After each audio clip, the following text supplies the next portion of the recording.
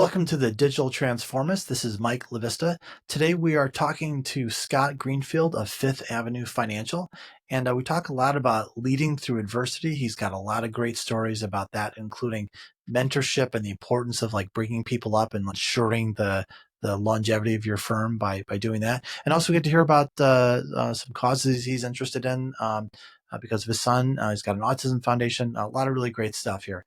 Let's jump right in.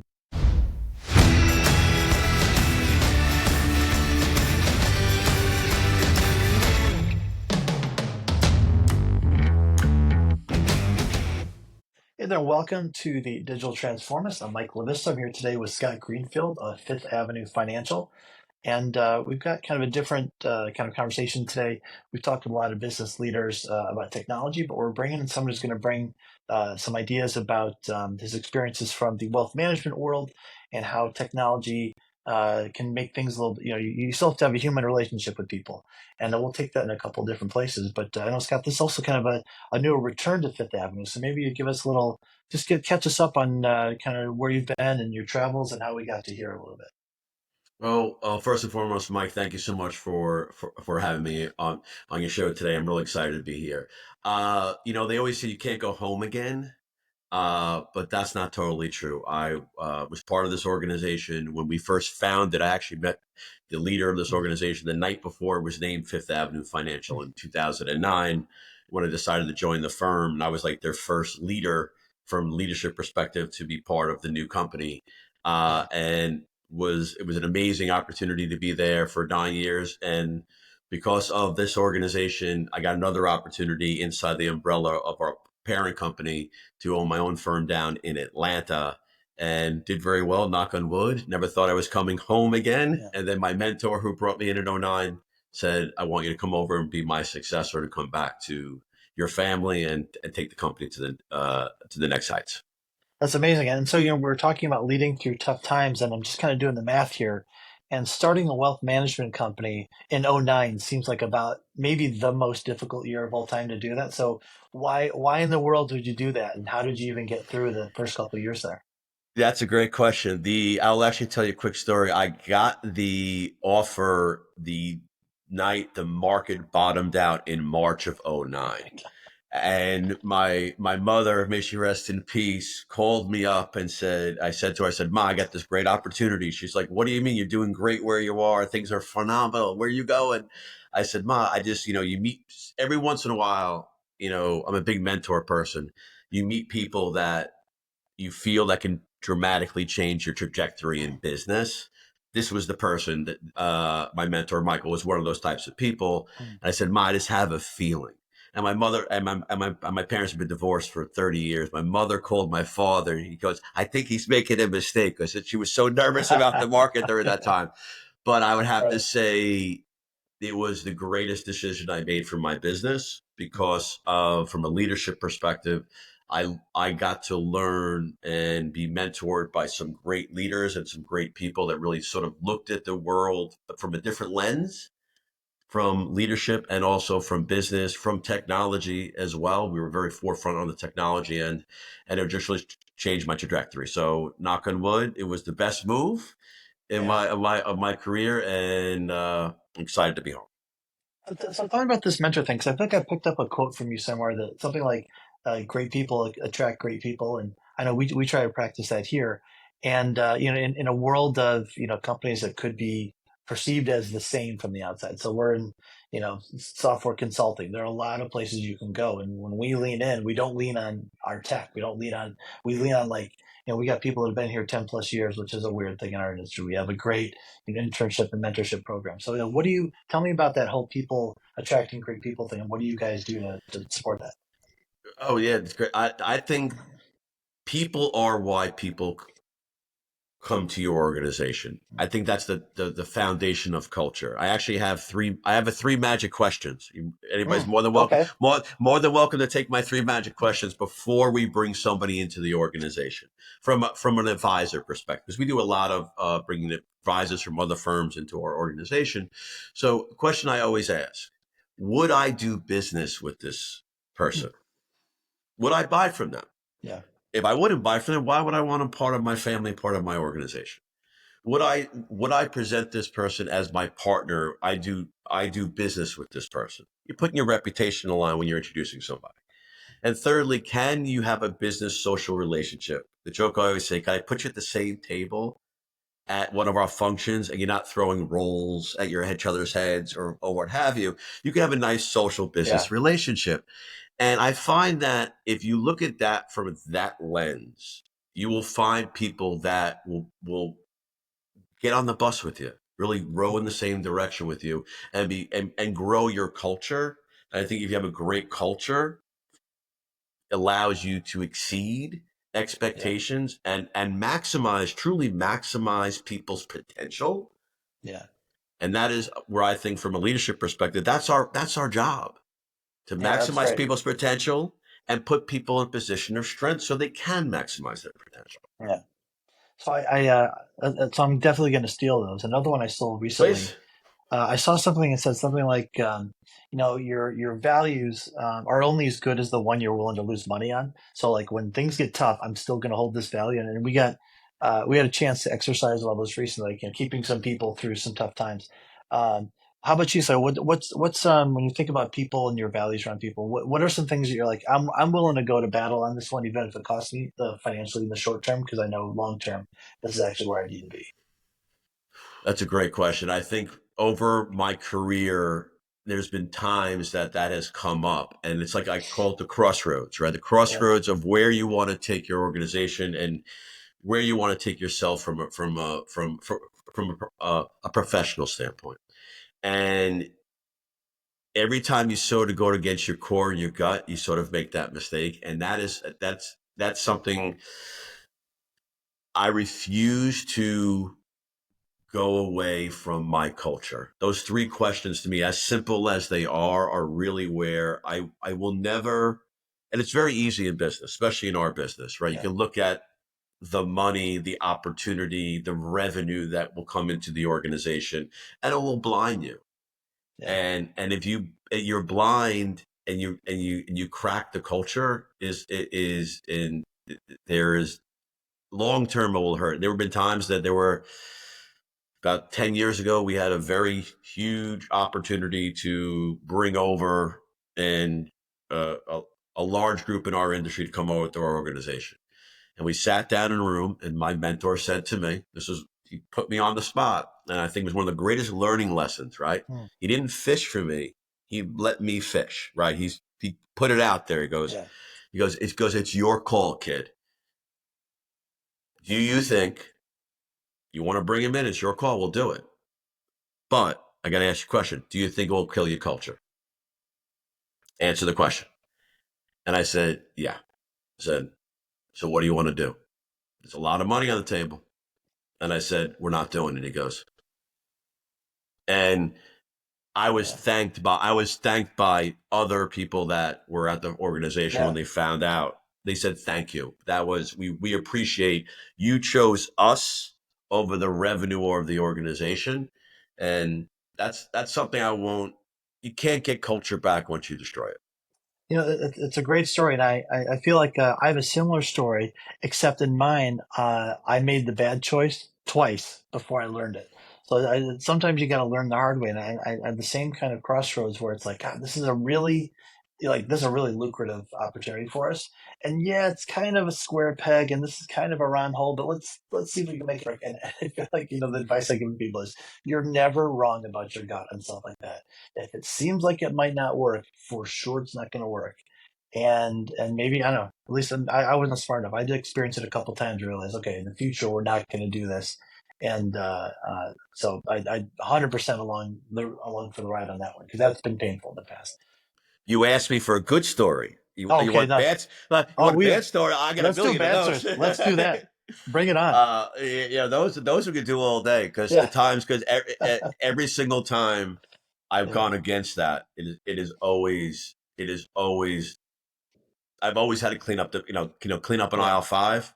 It always happens. yeah. And I think, and this sounds like we're in similar businesses, that the cost of losing great people, it just ripples kind of forever. You lose a bad client, and it's maybe just a mindset thing, but there's so many people we can serve. We can't serve everybody. So let's just pick the ones that are awesome fits, and that's all we'll do. That's been a pretty successful mantra. Maybe that's for you too. You're looking for great fits with people, and even for them, whoever you're bringing on, it's like, because I don't know about you, the tough customers suck all the energy and time out of the organization, and they're not profitable. Like, why are we even over here? That true for your business as well?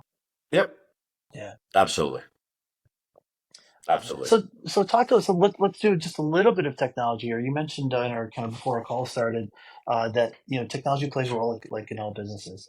But you've had to remind yourself to emphasize it's still a people business, and so it maybe accelerates, it accentuates, et cetera. But what are some of the things that you guys kind of emphasize to make sure that balance gets kept in your group? Yeah, I think, 10 years from now, they'll probably do some great studies on, how technology, COVID, and it would all wrap together on, especially in our industry, about, Yeah. meeting people, getting in front of people. It's been a tale of really two cities. Mm. The the the advisors in our industry that have been tenured or been around, technology has been one of the greatest explosions of their business because they get Mhm. to impact more people. They get to be in more places, more Yeah. areas than they ever could before. And especially during the COVID times when people were working from home, they were able to see 10, 12 people in a day. They could Yeah. never do that running up and down the subways in New York. Couldn't happen. Sure. Sure. So that was an explosion of their business. But and that's been phenomenal. And the people and the families they've been able to impact across the country has been Mm. better than ever before. But if you look at the other side, is where sort of the people are growing their businesses or just starting in our industry. It's been very hard. Technology Mm. has been sort of, it's hurt them, it's not helped them because of they can't, we're in a people business. Mhm. We're in a relationship business. Okay. People entrust us with their dreams and aspirations Yeah. for their future, and their multiple, in some families, multi-generational future. Yeah. So those are conversations that are always more impactful when you can sit face to Mhm. face. They're always more impactful where you can have those interpersonal communications and you can sit down and really get to know somebody. You Yeah. can't do that. And as much fun we're having here on this call, you really can't do that. So Yeah. it's been a hard to develop and grow from a leadership perspective, new advisors and new talent because of they're not be able to have that interpersonal. Mhm. And also, and the third thing about that is a lot of the senior people in our industry have been working from home or have not come back into the offices into New York. So that interpersonal collaboration between in any business where you have, like myself, I'm a mentor person. Yeah. I would not be where I was without my mentors. The mentorships that aren't being created now because people are in the office, they're doing a lot of things Yeah. behind the laptops is hurt the development in our industry, which I think will hurt later on the development of truly great people, Mhm. advisors in our industry that can impact me. So we talked a little bit about this before we got on, and maybe we'll jump in here, which is kind of what you're doing with where people are in terms of in office remote. I know for us, we were a business that could very easily, like day one of COVID, was like, we're set up to do this. This is our moment to shine. And so we all went home, and and in fact, over COVID, a decision that I will have to unwind for years to come. I think we're in 13 states now, which is they're really awesome people, and it's a massive overhead to just keep track of all the different filings and just it's crazy. And so, so we decided last fall to do, kind of a pilot on what would happen if we brought people back in the office. And because we noticed that everyone had been here for a long time, they knew our processes, they knew our kind of, systems and all that, and they coasted, they were fine. But the new people were just taking so much longer to ramp up because they didn't, we have a question for your mentor. It might be 4 hours or a day and a half or 2 days before they got back to you because you're not over there going tapping on the shoulder. And we did it, and I'm telling you, it snapped together like almost immediately. And so, I know New York, a lot of financial institutions you read about, kind of coming back like, and that's been um, kind of a challenge for some firms. Tell me about your experience going through that journey. Yeah, it is a challenge, and what we're trying to do is bring culture back and make it exciting and a Yeah. reason to come back to the office, not just work.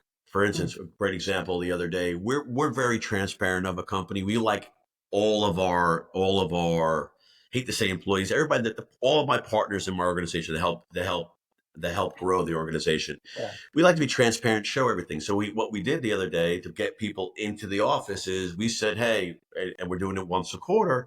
We're bringing people back in, and we're doing a lunch, and we're bringing everybody in and laying out all the goals of the organization, Mm, where everybody is. So every single group and department is understanding what everybody's doing, so everybody feels part mm, of the yeah. decision making and part of, wow, this is what's going on in the firm, and trying to break down. I call it breaking down the walls and opening the silos, and the aspect of bringing Yeah. people back together to share and collaborate and let everybody know what's going on in the Mm, company. And people have told us they've enjoyed it. They appreciate the transparency. What I'm also trying to do, and is just things I'm trying to do lunches with people, just not work yeah, that's lunches, great. Yeah. just with different parts of the organization, to bring them back into the to feel that they have that interpersonal connection with me taking over the company, right? Yeah, sure. Leaders leaving, and we have a lot of tenure. So just trying to bring people back in so they feel that they're part of the impact of what we're trying to do for them. Hmm. It's hard though. Yeah. So we going a little bit back to kind of leading through adversity. It's been at least sort of an interesting market year so far, and that's not all that's going on. What are some of the challenges in your business that you see for like the next, let's say, 3 years as you're kind of working through people and markets and all the things that are changing? And what do you have on the horizon you're paying attention to? Paying attention to is really educating and keeping us ahead of the curve in where the world is trying to go, from a legislative perspective, Yeah. from a regulatory perspective, from an industry perspective, and trying to stay ahead of where we're just educating them and trying to stay involved, very involved in some certain things in Washington, to make sure that we can bring the best information back to our employees, and also really where AI can interact Hmm. and bring power to our industry from the perspective of outreach, information, and getting, that's what I think people need, just to have basic information and accessible information where it Yeah. comes to about what's going on, because there's so much coming at you. Yeah. So So that's I'm really I'm what I'm focused curious. on. So probably I don't know. Probably two-thirds of our practice right now is focused in AI. So I'm just curious to learn what are some things you're trying. Where have you gotten stuck? What are some things that kind of you've been thinking about for AI? AI in our industry is sort of that technology is really trying to get after, but in the Mhm. regulatory world and dealing with Yeah. the public and people, it's really trying to keep it in a way that it is uh, clean, Mhm. simple, and just basically. Having it where it doesn't have an opinion. It's just really keeping it Right. from the perspective of data and knowledge and news. Mhm. And it's an opportunity for us. I think the biggest opportunity where it comes to AI in our industry is in the succession planning. Okay. Interesting. In succession planning, if you look at our industry, we're older industry. The average age is close to 60 Hmm. of advisors in our industry. So where AI really has an opportunity is farming and going through the succession planning of passing it on from one Sure. generation to the other, or when somebody wants to sell their business, having the ability of really getting that data, really from the market segmentation to what Yeah. the book really looks like, that they could really gather that information in a very big Yeah. way. So I think that's where AI is going to play a big role Hmm. in our industry, in the succession planning aspect. That's really interesting. Yeah, a lot of our successes have been, things that you have people doing that they're just time consuming, and it takes a pretty educated, a knowledgeable person to go through it. Well, AI can at least triage and prioritize and kind of feed that information to someone, and then you have those experts kind of go through it. It's really interesting. Well, the thing about it, if somebody's in the business for 50 years, which is Yeah, very possible, yeah, they have 50 years of client relationships, 50 years of notes, 50 years yeah, of data. All of that is, and they've had it on 16 different systems, and it's yeah. all put together now. Having AI in the aspect of to give a real analysis Hmm. of what is there, I think it's a huge opportunity. That's really interesting. I'm curious. I feel like I read something you were talking about from your company's side of things to make sure that you're kind of you have intergenerational understanding. But I wonder if like within the firm, because as your older advisors age out, you want to keep them in your firm.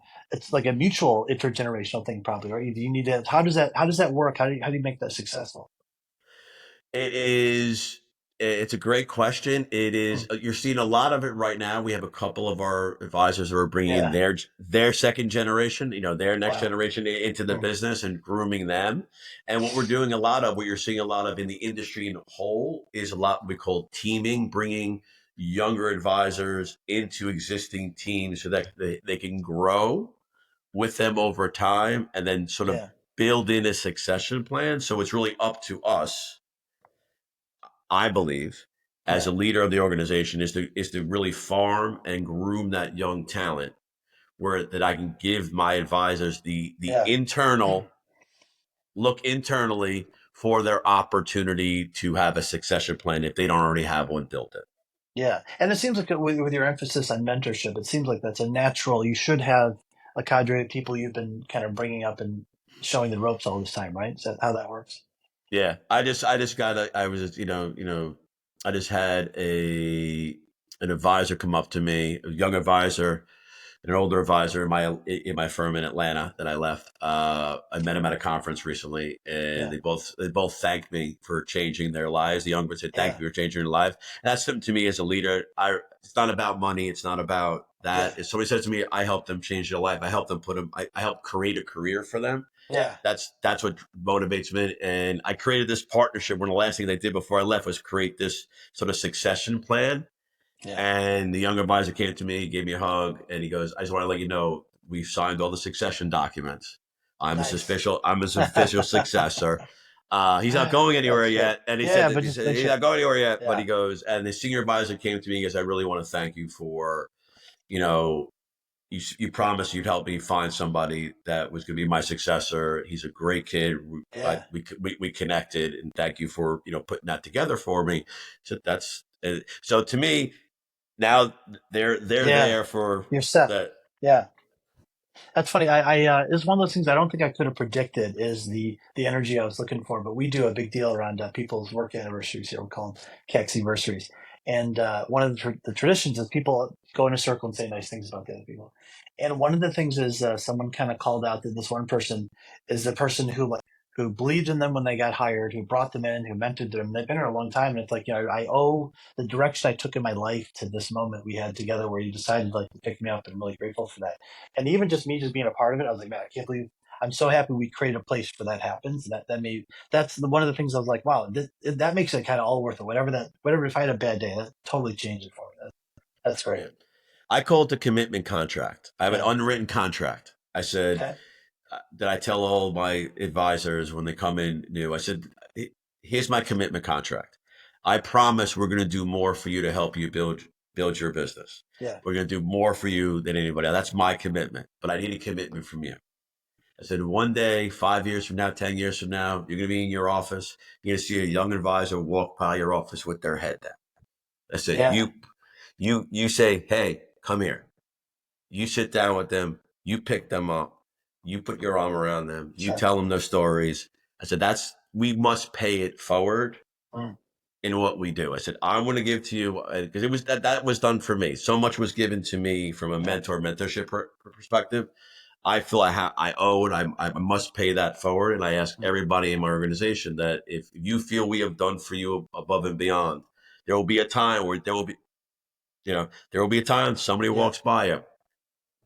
Do please pay it forward. And they all say, There will be. "Absolutely." Yeah, there Yeah. will be a time. That is for sure. Well, so maybe as the last question, maybe we combine some of these ideas. I'd love to hear more about your foundation and if you're open to sharing stories about your son learning a million languages and figuring that Yeah. all out through technology.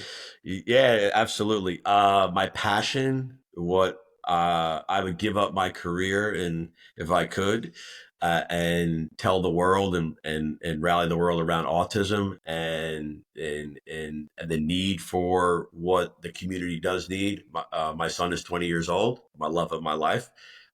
My wife and I and his twin sister do everything for him. But basically we're building, our goal is to build communities, uh, residential for everything for the autistic community. Really Mm. bring impact to the community because we have the means to, and we're really excited about our foundation. What we've done is called Go Long for Luke. It was the brainchild of my daughter and a few of her friends to bring awareness and knowledge Huh. to the young community around football and raising awareness for autism. It's been amazing, 11-year run, and the goal is to build, recreational programs, day programs for adults to have meaningful, impactful lives, and then Yeah. one day hopefully build residential communities one day. But technology in the special needs community is essential, and it's been game changing for my son in two ways. My son is nonverbal, but he understands, as we talked about earlier, he understands 10 languages. He has taught Wow. himself because of technology, watching his videos in multiple languages, reading the captions in English. He can conversate in about 10 languages. He can write grammatically correct in Spanish because he's watched so many things in Spanish. The mind is amazing, and technology's allowed us to become closer to him because in a Yeah. lot of people in the community is because he's nonverbal, but he has applications that he can go on his iPad. He can type perfectly. He can type a full sentence out exactly what he wants to say in his brain, types it out, and the iPad will he hits enter, and the iPad will tell us exactly what is on his mind, Wow. and it's allowed us to connect with him in a different way. It's allowed his teachers and his Mhm. school to really to bring him forward and to really bring knowledge and learning to them. It's not a game; it's a Yeah. learning device. So technology is a beautiful thing when it comes to the special needs community, and I'm Mm. excited to see. That's talk about what 5 years looks like in technology. It's going to be amazing what technology is going to be able to do for the autism, the special needs community, of how they'll be able to connect and communicate and be Yeah. part of everything. It's going to be an amazing thing. So I think that's where technology. I'm excited to see where that marriage is all going to bring us in the future. Yeah. Well, that's great. Thanks for sharing that. What a great story. Wish all the luck with that. That's sounds like a great endeavor. Well, thanks for being with me today and sharing some both good stories and bad stories. I appreciate that. Learned some things today, and it was a pleasure. Hope to have you again sometime. Thanks, Mike. I really appreciate it.